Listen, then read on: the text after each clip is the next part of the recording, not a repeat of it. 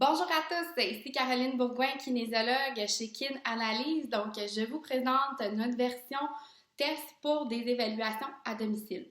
Ce que vous allez avoir besoin pour pouvoir faire l'évaluation à la maison va être un tapis au sol, un chronomètre et votre téléphone cellulaire pour pouvoir utiliser la caméra. Comment ça va fonctionner pour remplir les résultats de test? Vous allez avoir reçu par courriel un tableau pour vous permettre de rentrer les résultats. Vous allez voir qu'il va y avoir aussi certains critères d'arrêt pour les tests. Donc, ça va être important de cocher c'était quoi votre critère d'arrêt.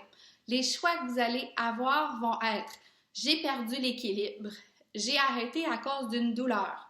Si la raison de l'arrêt est une douleur, ça va être important que vous nous mentionniez à quelle région vous avez ressenti une douleur et de nous noter aussi l'intensité sur une échelle de 1 à 10. Donc, 1 va être une douleur qui est très faible, 10 sur 10 va être une douleur aussi qui est très élevée. Un autre critère d'arrêt pourrait être j'ai plus de force musculaire. Donc, à ce moment-là, ça va être ce critère-là d'arrêt que vous allez avoir besoin en fait de cocher. Une fois que vous allez avoir complété les tests, donc vous avez rempli la feuille de résultats, vous avez filmé aussi vos évaluations, vous allez par la suite pouvoir l'envoyer à votre kinésiologue en charge afin qu'il puisse faire l'analyse de vos résultats pour vous bâtir vos recommandations et ainsi aussi vous bâtir votre programme d'entraînement approprié. Donc, n'hésitez pas si jamais vous avez des questions pour l'exécution des tests à la maison. On est là pour vous, puis ça va nous faire plaisir de répondre à vos questions.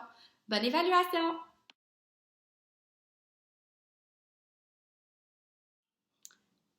Bonjour à tous, ici Caroline Bourgoin, kinésiologue chez Kin Analyse. Donc, nous sommes maintenant rendus dans la portion test pour notre évaluation. Donc, ce que je vais avoir besoin pour cette portion-là, d'avoir au moins un t-shirt et des shirts et le plus possible pas de la même couleur. Donc, le premier test qu'on va faire, ça va être un test de mouvement, ça va être un test de squat.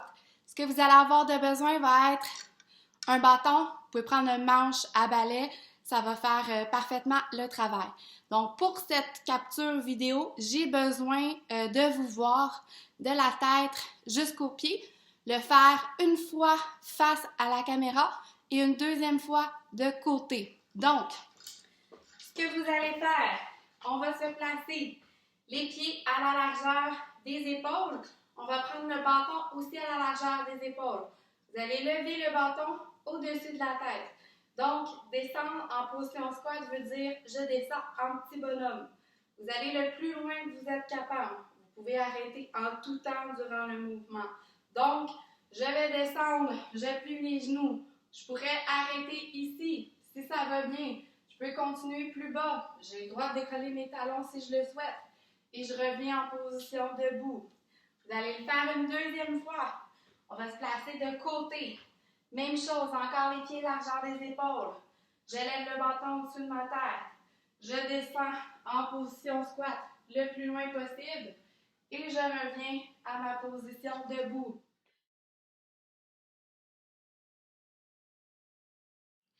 Test numéro 2, dans l'évaluation, vous allez encore avoir besoin du bâton. Donc, pour ce test-ci, c'est un test de mouvement. C'est un mouvement qu'on va faire en forme de fente. Donc, là aussi, je vais avoir besoin de vous voir de la tête jusqu'aux pieds. Ce que vous allez faire, vous allez vous placer sur le côté. On va prendre notre bâton derrière le dos.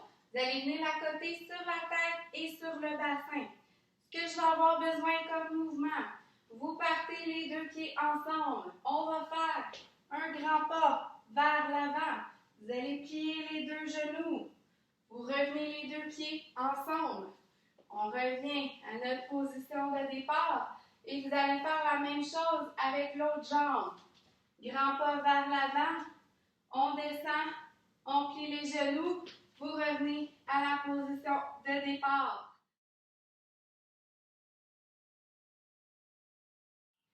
Test numéro 3, on va faire un test de flexibilité pour les jambes. Donc, je vais avoir besoin de vous voir sur le côté. Donc, vous allez vous placer debout, de côté. Les pieds sont largeur des épaules, les genoux doivent rester droits. Donc, on n'a pas le droit de fléchir les genoux. Ce que que vous allez faire, c'est vous pencher vers l'avant, comme si on veut amener les doigts vers le sol et vous allez le plus loin possible. Donc, je peux descendre. Je pourrais arrêter ici parce que c'est mon maximum. Si je suis capable de descendre, d'aller jusqu'au sol, je peux y aller et je reviens par la suite doucement en position debout. Ce qui est important, donnez pas de coups pour aller toucher au sol, donc allez-y tranquillement jusqu'à temps que vous arriviez à votre maximum.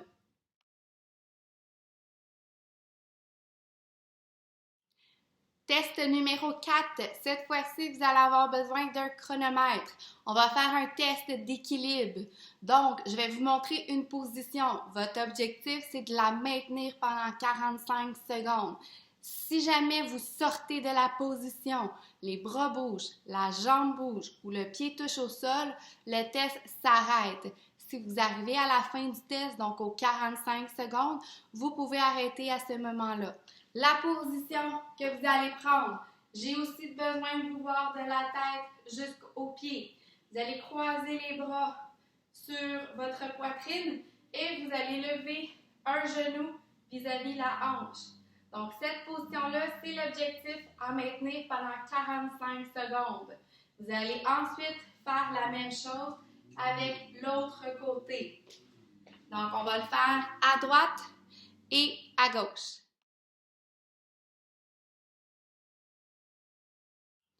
Test numéro 5, vous allez aussi avoir besoin d'un chronomètre. C'est un test de chaise au mur. Vous pouvez prendre la position à 45 degrés ou à 90. Si vous choisissez une des deux positions, vous ne pouvez pas rechanger en cours de test, donc vous devez vraiment la maintenir. Le test, la durée maximale est de 3 minutes. Donc, si vous devez arrêter avant parce qu'il n'y a plus de force ou il y a une douleur, vous arrêtez quand vous voulez.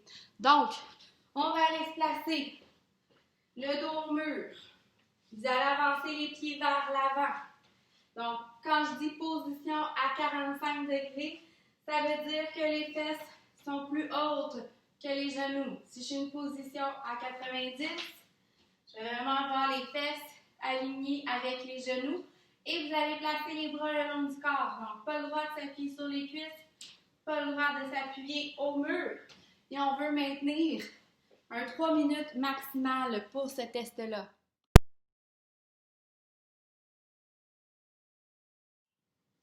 Test numéro 6, on va faire un test de push-up. Donc, pour ce test-ci, vous allez avoir besoin d'un matelas au sol. Donc, ici, vous avez le choix de soit prendre une position de push-up appuyé sur les genoux ou appuyé sur les pieds. Ici, on veut faire le maximum de répétitions possible. Donc, vous arrêtez quand il n'y a plus de force. Par contre, c'est possible que vous deviez arrêter avant parce qu'il y a une douleur ou parce que là, vous sentez que vous ne maîtrisez plus la bonne position.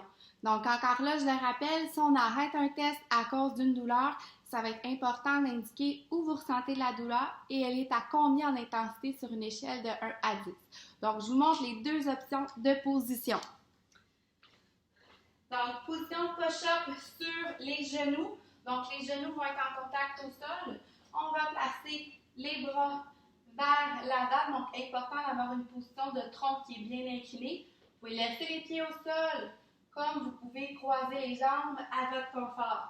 Donc, quand je dis une répétition, on va essayer d'aller jusqu'au sol. Donc, de descendre, la poitrine touche, on pousse, on revient à la position de départ. Vous avez aussi l'option de juste faire la moitié d'un mouvement si jamais vous ne pouvez pas aller au sol. Position sur les pieds. Donc, même chose, la position du tronc est bien alignée. On descend jusqu'au sol, on pousse, on revient à la position de départ.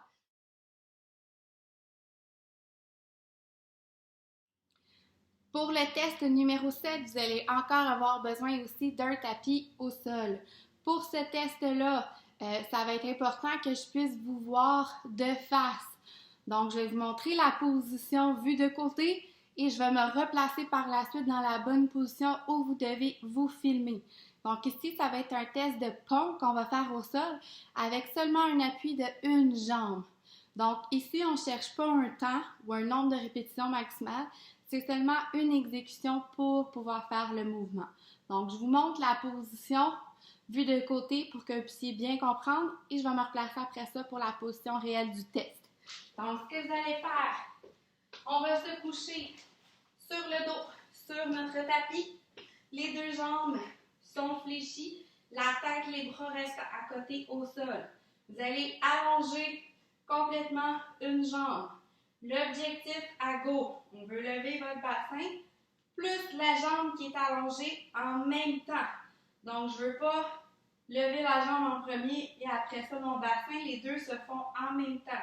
Votre objectif, on veut amener les cuisses parallèles une à l'autre à ma position finale. Donc, je lève mon bassin, je lève ma jambe. Je reste ici seulement quelques secondes. Je reviens au sol. Quand vous allez filmer le test, j'ai besoin de vous voir de face. Donc, vous allez devoir être face à votre caméra. Comme ça ici, même position, une jambe à la fois. Et lever, maintenir quelques secondes, revenir au sol. Puis après ça, vous allez faire la même chose de l'autre côté.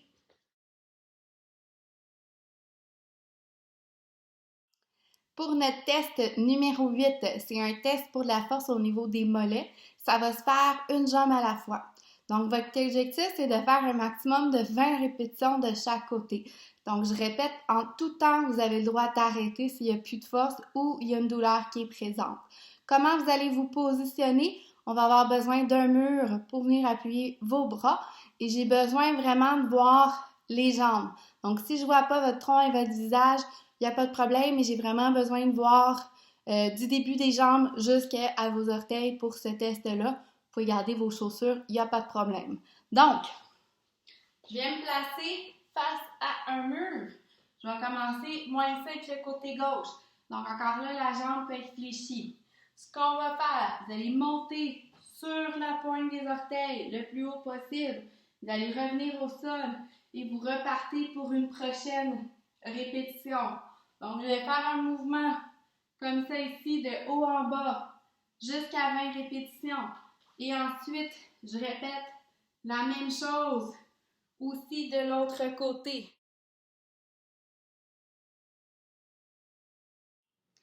Test numéro 9, on va faire un test de planche abdominale. Donc ici, vous avez encore besoin de votre tapis.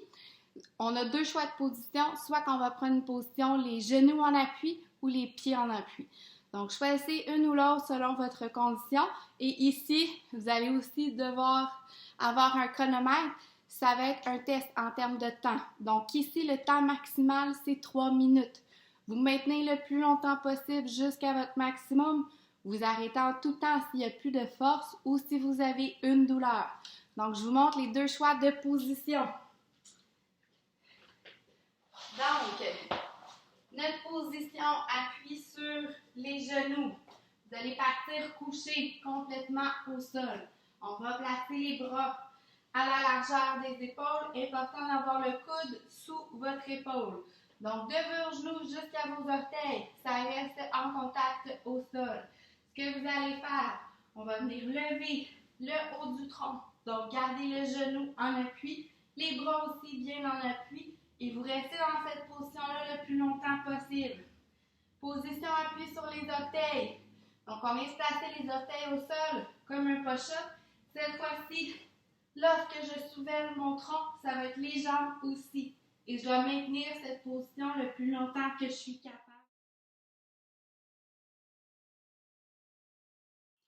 Test numéro 10, on va avoir besoin d'un chronomètre.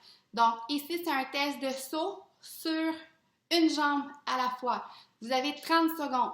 Donc ce que je vous demande de faire, ça va être de sauter sur un pied.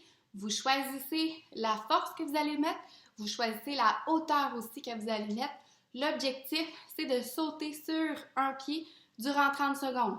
Vous avez le droit d'arrêter en tout temps. Si j'ai plus de force ou si j'ai une douleur, si vous arrivez aux 30 secondes, ça met fin au test. On va le faire une fois de chaque côté. Donc là, ici, j'ai besoin de vous voir au grand complet. Donc, on va venir se placer au sol en appui sur une jambe. Donc, l'autre jambe peut avoir seulement le genou plié. On ne veut juste pas avoir les deux jambes collées ensemble. Donc, vous allez partir le 30 secondes en sautant sur une jambe. Et on essaie de rester comme ça durant 30 secondes.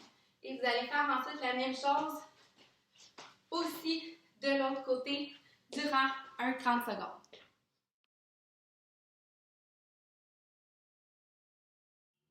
Notre 11e et dernier test, c'est un test de saut. Cette fois-ci qu'on va faire avec 2 jambes en position de squat. Donc, communément, on appelle ça faire un jump squat. Ce que je vais vous demander, j'ai besoin aussi là de vous voir de la tête jusqu'aux pieds. Donc, position de départ, on va se positionner dans notre squat. Donc, pied largeur des épaules, on fléchit les genoux, on envoie les bras vers l'arrière. Quand je dis jump squat, on va venir sauter vers le haut, le plus haut qu'on est capable, revenir réceptionner au sol et recommencer pour une prochaine répétition. Donc, position de départ, les bras en bas. Je saute, je reviens à ma position de départ et je repars. L'objectif, c'est de faire votre maximum.